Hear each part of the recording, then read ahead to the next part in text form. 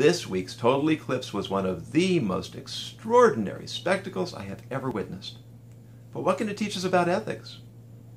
Jewish mystical tradition teaches that God created the sun and the moon equal in the illumination they cast upon the earth. But the moon complained that two kings cannot rule over one kingdom. So God diminished the light of the moon and gave it dominion over the night.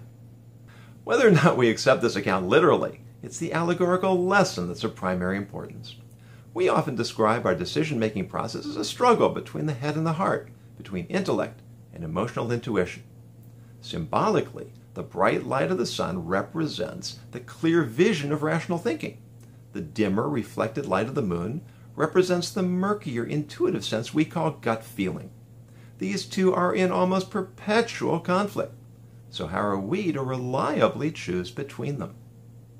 This is the allegory of the moon's complaint. The head and the heart cannot operate as equals. If they did, there'd be no way to resolve their conflicts. And so, because objective perception and analysis is generally more reliable, the light of intuition is diminished in favor of the more consistent light of reason. But that doesn't mean that intuition should be ignored. Just as the moon occasionally blocks out the sun, sometimes intuition can prove more reliable than intellect. King Solomon says a house is built with wisdom and established with understanding. Ethical questions can only be resolved when intellectual wisdom and intuitive understanding are in agreement.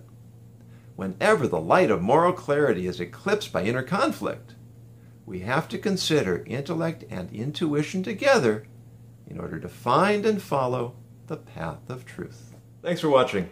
If you enjoyed this video, please like, share, comment, or subscribe. Click the link below to visit my website, where you can order a free copy of my ebook, The 3 Pillars of Success. I'm Jonas Goldson. See you next time.